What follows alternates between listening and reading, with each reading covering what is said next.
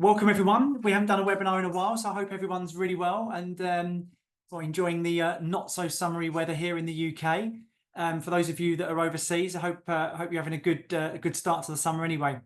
So we're going to run through quite a lot today because there's been a lot of change here over the last week. So last Thursday we actually had an election here in the UK.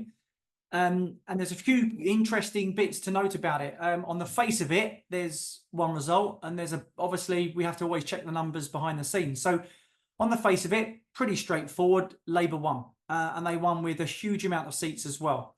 For those of you that are overseas and you don't quite know how it works over here, we don't have what's called a first past the post system. We don't have a system where it's just, well, if you got 10 votes, someone got 20, the 20 person won. Doesn't work like that. We have what's called constituencies. So for example, you may have 50,000 votes in one constituency and come second. And then you might have 10,000 votes in another constituency and come first. It just depends on how many people are in that constituency or that area that determines your seat. And what was quite interesting about this in terms of the actual numbers of votes is you had one party here which was called Reform. They're a fairly new party called Reform, and they got around 4 million votes and they won 5 seats. And then you got the Liberal Democrats who had less votes, had 3.5 million votes, and they won roughly, I think, 70 odd seats, 73 seats, something like that. And then another interesting thing was the Labour government. They actually had 3 million votes less this election than they did 5 years ago when they had half the amount of seats. So it was pretty, the stats behind it show that actually it wasn't so much a landslide in terms of the number of votes that they got, but it was a landslide in the number of seats. So regardless of whether you agree with the first past the post system or not, the reality is Labour have got a huge majority, or a super majority they're calling it, and they can pretty much get a lot of legislation passed because they'll have the number of votes when it comes into the House of Commons. So what does that mean? Well, that means that we're probably going to see a lot of change over the next few months, especially heading into the autumn when we'll have the autumn budget, etc. Now, in times gone by, this is another thing that we need to know, is the Conservative government would have actually been deemed to be what's called the low tax government, the low taxation, low red tape, low taxation, more heading towards the right of politics. But it's not been like that. The Conservative government have sort of shifted back towards the centre. They have become a high tax government, and we've actually got our highest tax burden since the Second World War. And typically certain tax loopholes, especially for wealthy non-doms, non-domicile, so overseas investors, they would have welcomed them with open arms. But for some reason, whatever their decision making is, this government has decided not to go down that route. They've come back to the centre and they've actually put a higher tax on. So whereas in previous times gone by, the Labour government come in, a lot of the wealthy, the entrepreneurs, the multiple homeowners, stocks and share owners would have been a bit nervous about a Labour government. It's kind of not like that. It doesn't have the same feel because we already have a high taxation or high tax burden at the moment anyway. It's not as if it's going to be dramatically different in terms of what the Conservative government have already been doing, which is good, because I think that the last thing you want to do is go from a low tax nation to a high tax nation overnight. It causes chaos. But they are going to change some things. Now, why are they going to change some things? Well, they're going to change a few things because the reality is that there's not much money to play with. When the Labour government got in back in the late 90s, I think 97 off the top of my head, they had more money. They had a lot of gold reserves to play with. They had more money in the coffers, so to speak. This time that they don't. So what we've got to look at is, where are they going to find that money? That's the first thing. What are they going to do in terms of things like stamp duty? Are they going to increase stamp duty, especially for overseas investors? And what are they going to do? How is that going to impact the property market? Because the reality is it will impact the property market. We have seen previous Labour governments actually impact the property market in a positive way because they want to get first-time buyers. Labour is help the people that need help. So the idea, but the concept behind the government, whether it works or not, is another thing. But the concept is help the people that actually need the most amount of help. So people that don't have the ability to work, or they don't have the ability to earn a lot of money, try and help them get onto the ladder, and things like that. But first of all, let's have a look at where are they going to raise their money from and how it would impact the property market. So we can look at capital gains tax. Now, capital gains tax is pretty straightforward. It's a tax that's levied on any gain that you make on a certain product. So stocks and shares, for example, if you buy something for £50,000 and you make £50,000 on it and you sell it, then you will be subject to capital gains tax at a certain percentage rate based on what your earnings are. So you may have a 28% capital gains tax. So if you make £100,000 profit, you're going to get taxed £28,000. Now, there's talk of Labour putting that up. Now, if they do put that up, you've got to ask yourself what will happen. Now, short term, they might make a little bit more money. They might get a bit more money in, but it will typically do one of two things. It will either stop people investing. So let's say that they change that from 28% up to 40% or 50% on capital gains. If they put that up to 50%, then people do one of two things. They either say, do you know what, I'm not going to invest. I'm going to invest outside of the country or go out of the country, because if I invest in the UK and I make £100,000, I then get taxed 50% on that. I'm not paying 50% tax. Or the alternative, which is what typically happens, is they buy and they don't sell. So now let's take a look at that. How would that look in the property market? If you bought a property now and said, I'm not going to sell it until I get a lower tax burden in the country. And based on what I've said, the fact that the Labour, although they've won a lot of seats, they didn't win a lot of votes compared to what they have won in previous years.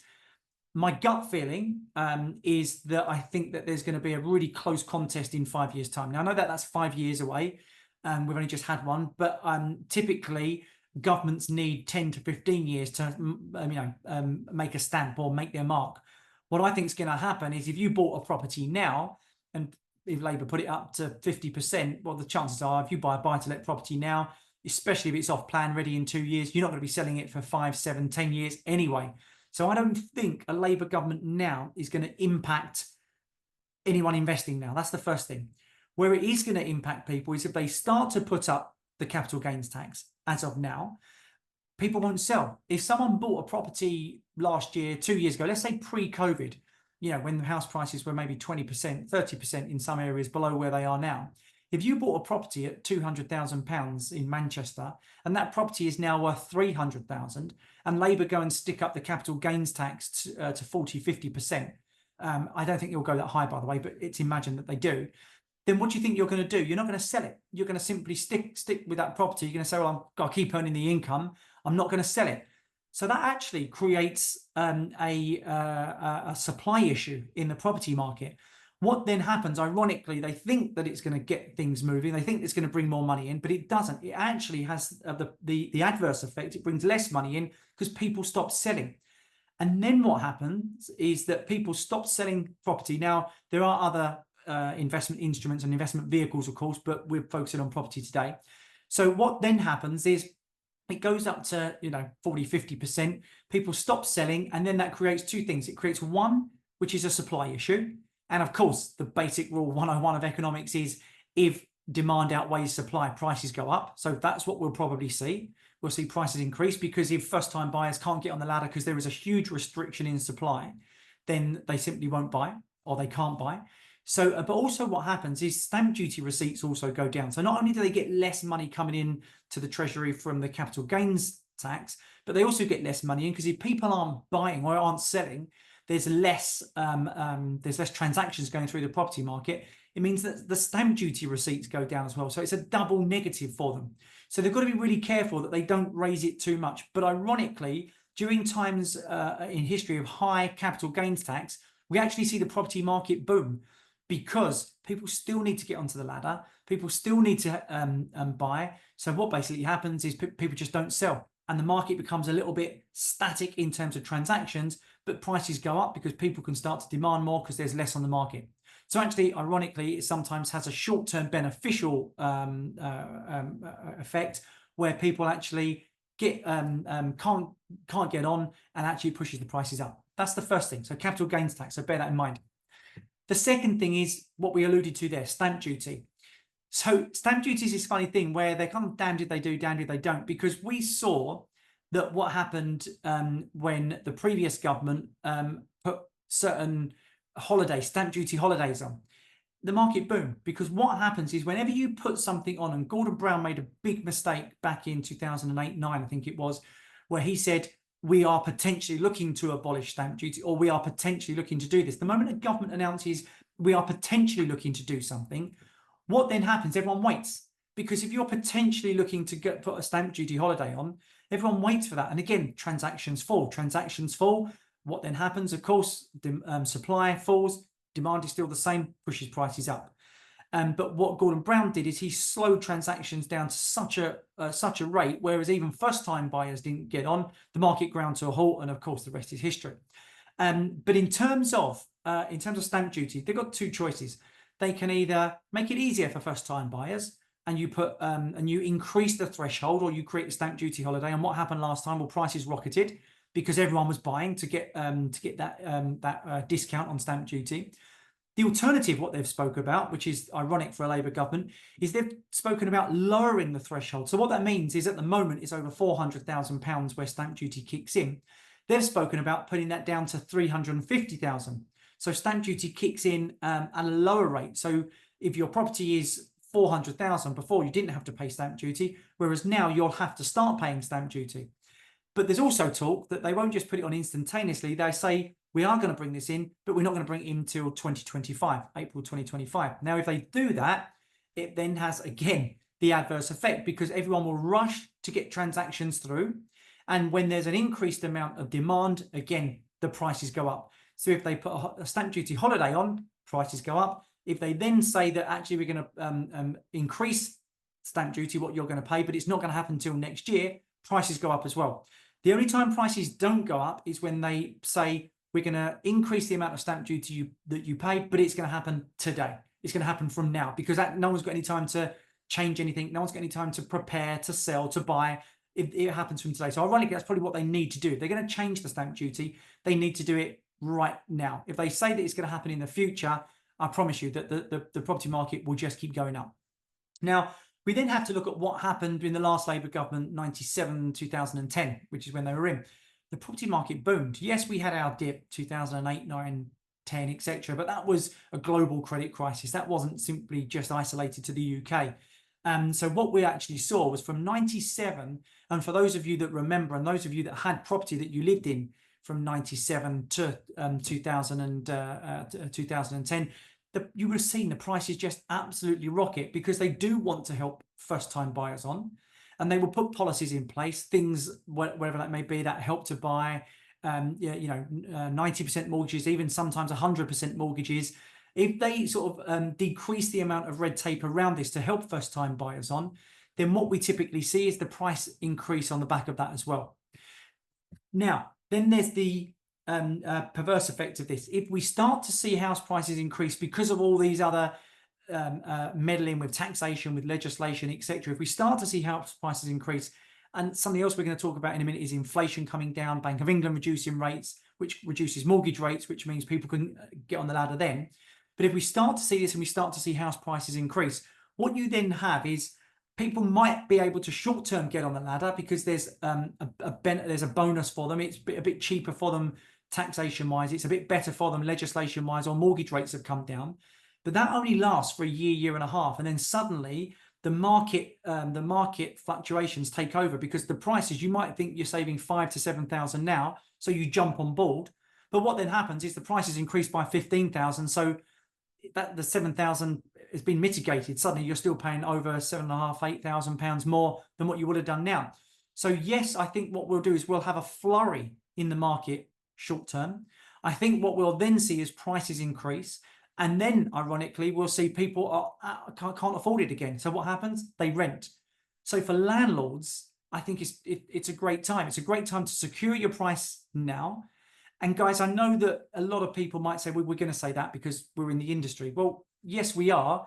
But at the same time, if someone said, well, the prices are going to fall by 30% in 6 months, we'd genuinely tell you to wait, because it means that it's easier for us to make a sale in 6 months' time. But if you look through the history of our webinars, right the way back to 2020 from COVID, when there was talk about the market crashing. We said it wouldn't. This is all online for you to see. When we spoke about inflation, when we said it will kick in, but then it will come back, we were pretty much on track with what the kind of dates that we set. So I would say, look at the history of our webinars and what's proven to be correct, and most of it has. And I'm pretty confident with what I'm going to say now is that we're going to see 18 months of a really good time in the property market from a price perspective, not from a how easy is it to get on the ladder, but from a price perspective. And then I think we will see, we're already becoming a nation of renters now. I think that's only going to increase over the next 18 to 24 months and beyond as we start to see prices increase. And that's because I think Labour will put some sweeteners on first-time buyers. I think we will see mortgage rates come down after the summer. And I think what we are going to see as well is certain policies put in place which drive people away from selling, holding their keeping their properties. Therefore, there's a less of a supply. Again, that pushes up the price as well. So I think all those factors will actually benefit landlords when they buy and secure prices now. It doesn't matter if it's off plan, it's irrelevant as long as you secure the price now. And you get that, and you'll start to see more demand for rent. We've already seen, as prices increase, demand increase exponentially. In some areas, it's increased by 17 times. Not the price, but the actual demand. So whereas you might have had one applicant before, we're now having 17. Multiply that. If you had 10 applicants before, we're now having 170 for each property. In some areas, it's just off the charts with what we're seeing, and we're doing all the management and all the lettings now. So I think for you guys out there at the moment who are more concerned about a Labour government and potentially concerned that a Labour government will tax you highly, well, potentially that is the case. And if there's a 10 to 15 year Labour government, potentially that would be the case if you're looking to sell within a 15-year period. But my gut feeling is I don't think that Labour were going to have much more than 5 years. I think that there will be some form of pact between the Conservatives and the Reform government, because if you actually add up their votes, they will probably have beaten Labour. I know that there's other variables of that, because some have defected to Lib Dems. But the reality is I think Labour are going to have a bit of a tough 5 years.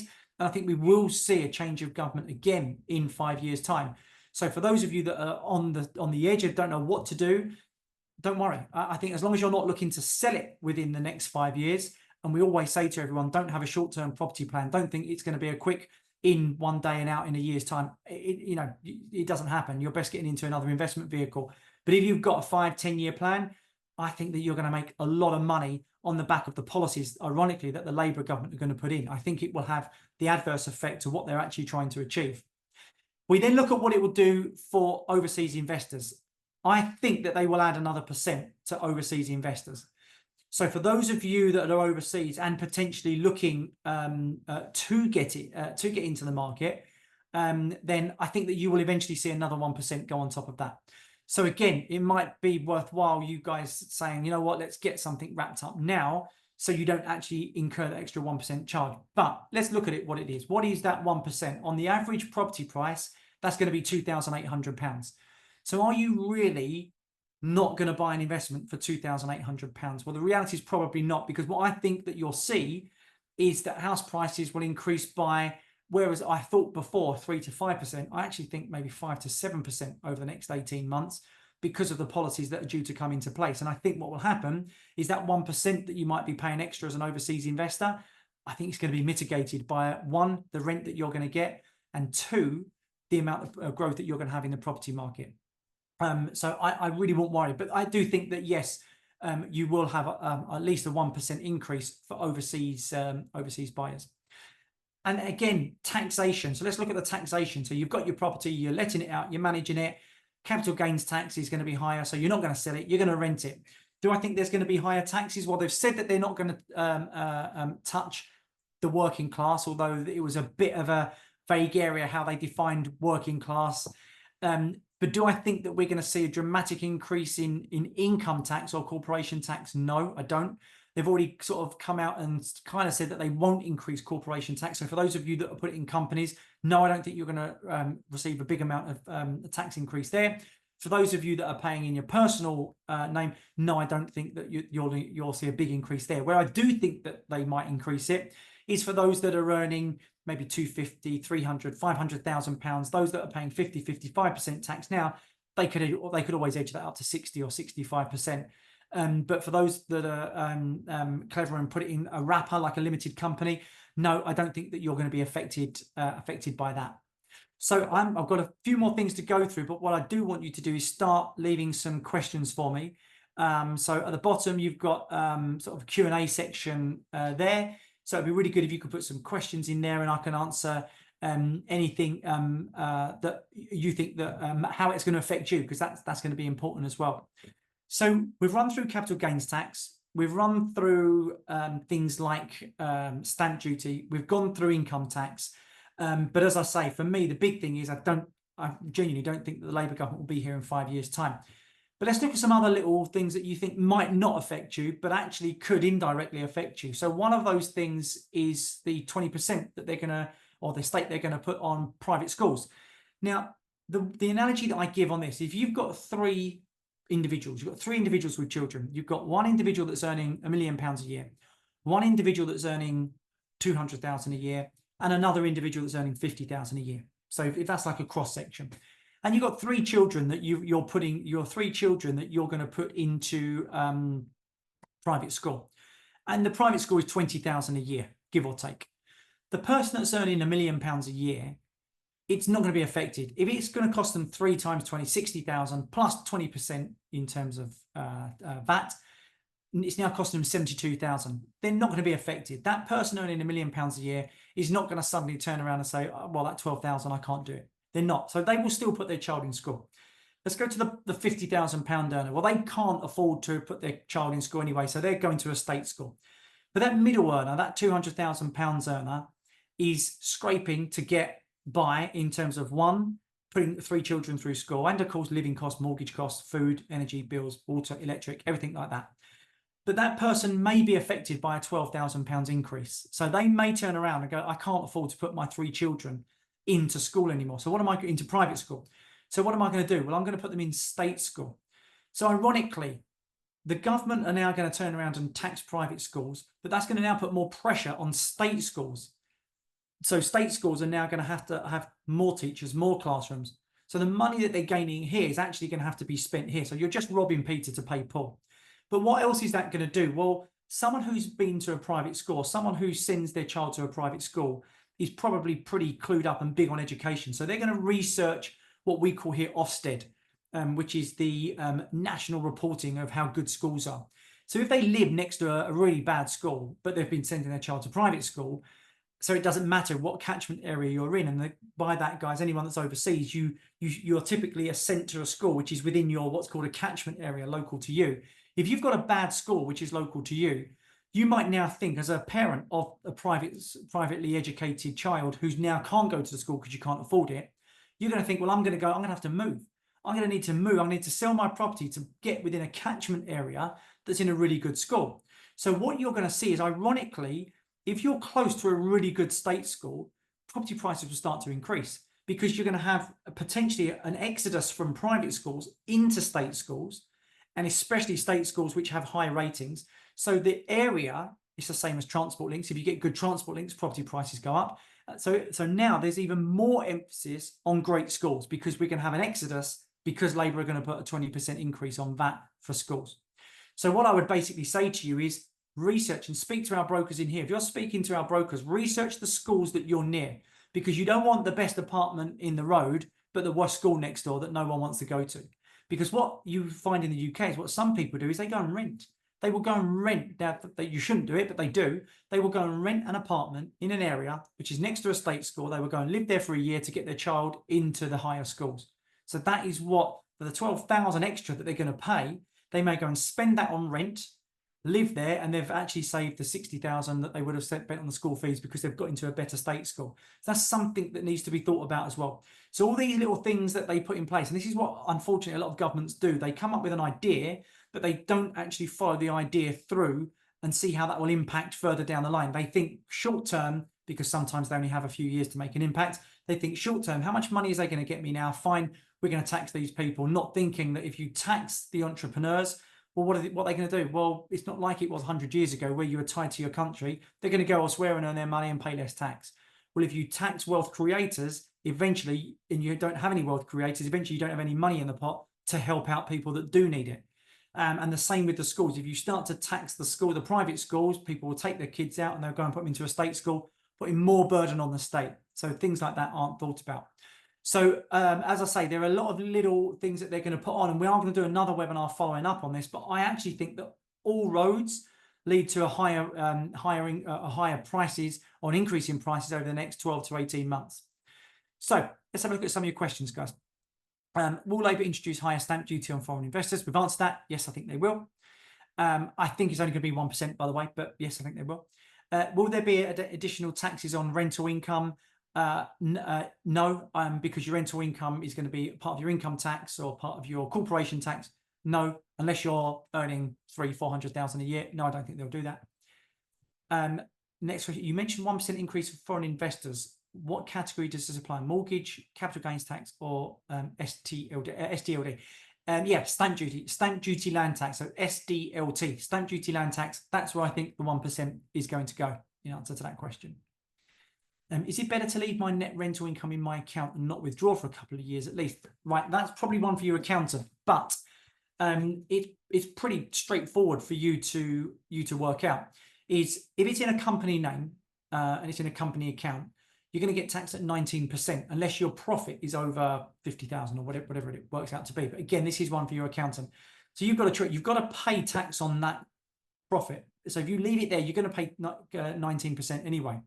What you don't want to do is leave it there and pay 19%, then bring it out and pay 20% if you're a 20% tax rate payer, because then you're paying double taxation. So what you want to do is just speak to your accountant and work out whether you drip feed it out. What you probably don't want to do is go over the barrier to start paying 40% on your money. And because at that point, there's no point, you may as well leave it in there. But also what people don't do is they don't use their company in the right manner.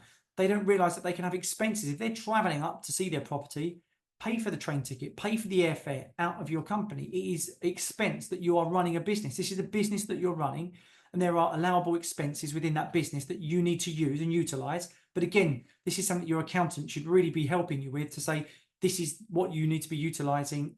For example, what some people do is they put money straight into their pension. So money that they get into their company, you can put that straight into your pension, and there are certain tax perks there. Now, again, Labour might change that, but there are certain tax benefits there. But this is something that your accountant really should be discussing with you. What about planning permissions for new developments that will increase the supply of housing stock? Won't this push prices down? Yeah, that's a really good question. So Labour have said that they want to build, every government said, we're going to set a target of 1.5 million. Okay, how are you going to do it? It's all in good saying we're going to build 1.5 million houses. Well, you're not going to do it. Labour aren't going to do it, are they? We don't have a national house building program here in the UK. A developer's got to do it. What will typically happen is developers will buy land cheaper, and don't think that the developer is going to pass on a discount. They won't. They're going to sell it at market price. So more houses being built, it's a great party line. It's a great vote winner. But in reality, well, who's going to build them? Well, you're not going to have the government go out there and put the bricks down. The government can loosen restrictions on planning. Of course they can. But you've still got to get the person to buy the land, because the land is still going to cost a certain amount of money. And you've still got to get a developer to build, and you've still got to get the developer to sell. And a developer is not going to turn around and say, oh, do you know what? I'm feeling generous. I'll go and discount them by 50 grand. They're going to say, well, I've been able to buy more properties, so I'm going to make more money. I can assure you that if they relax the restrictions on building more land and build more properties, the developers will simply sell more properties at the same price, the same value. We will never get in a position here in the UK where we have an oversupply of properties. It just won't happen, because you can't build quick enough. If you look behind me, how long do you think it takes for these things to go up? You might have 120 units in the building behind me. It took them 3 years to build. And if you look at where our building is over the last 10 years, we are so many millions of houses short. They could go and put 2 million houses dumped right now, ready-made houses into the market right now, and we wouldn't even touch the sides about what is needed. And they're talking about 1.5 million over 5 years. By the way, they'll never hit that. They'll never, ever hit 1.5 million over 5 years. They'll be lucky if they hit 500,000 over a 5-year period, because it still needs a 3 to 5 year build plan. I'm developing our own development at the moment, Angel Gardens, and it's going to take us 3.5 years from start to finish, when we first got the land to when we finish. So 3.5 years, give or take, to build 280 units. That's buying the land, that's going into planning, that's getting the architects, that's getting the MME, that's getting electrics, plumbing, sewerage, everything done to get in off-site. 280 units in 3.5 years. So, I mean, how many developers are going to be needed to build 1.5 million homes? So, no, we're not going to have an oversupply, and no, we're not going to see that push down prices. Registered a UK company, does it reduce exposure to the expected tax increase for foreigners? Let me just double check. Does it increase? Okay, so you will still pay UK tax. You still have to pay UK tax. You can't suddenly buy it and siphon all your money offshore. But as a non-resident, you will have you can fill in what's called a NRL1, non-resident landlord 1 form, or for a company NRL2, non-resident landlord 2 forms, and you will have the same tax benefits as you as a UK citizen will have. So my advice to you, again, speak to an accountant. We can put you in touch with accountants. So if anyone wants to speak to an accountant, you can contact us at info@flambardwilliams.co.uk. So info@flambardwilliams.co.uk. We will put you in touch with the accountants, mortgage brokers, brokers here on terms of property advice, anything like that at all. But you have the benefit of having the same tax benefits as what we have here. In terms of the UK tax. So our tax benefits and our allowances will be the same for you as an overseas buyer, as long as you fill in the right paperwork. One here, will the Labour government reallocate any regeneration monies? Do you know what? It's a really good question. Ironically, it's going to do the North a favour, because the Labour vote, so where the majority of the Labour votes come from, is the North. They call it the Red Wall. It's up north. So they want to reallocate a lot of the money from south to north. So in terms of buying properties, anyone that's buying up north at the moment in Manchester, Liverpool, Leeds, Sheffield, those kind of areas, I think you're in for a bumper time. So I think, yes, they will reallocate money, but I think it's going to head up north rather than down south. Also, someone even mentioned the other day, I don't think they'll do this, but this is someone mentioned to me who's close to someone that might know, said that they may resurrect the HS2 line. So the HS2, the high-speed rails going to Birmingham, it was then cancelled, the one from Manchester, but they're now saying they might resurrect it. Now, I don't think that'll happen. It was too expensive for what it was. But yeah, I think they will reallocate money. It's a really good question. I think it will actually impact people in a positive manner who have bought properties in the north of England. Well, look, guys, I hope that gives you a bit of an overview. As I say, just to summarise, I think that some of the taxes, whilst they'll put them on, and I think it will have a short-term gain for them, I think it will cause them long-term pain, because I think the property market will increase on the back of the stamp duty, the capital gains tax. We always have to think longer than just short-term. We have to think what it's going to do 3, 5, 10 years down the line. And I think that, as I say, I don't think that the Labour government will be in beyond 5 years, personally. And I do think that the taxes that they'll put on will actually restrict supply, and demand is always going to be where it is. And of course, another thing that they're saying now is they've got rid of the Rwanda plan, which was for the illegal immigration. If we have more immigration, more pressure on the property prices, and so the process goes on. So I hope that gives you a bit of an overview. Any questions, info@flambardwilliams.co.uk, and I look forward to speaking to you soon. You take care and have a good rest of the week. Bye-bye.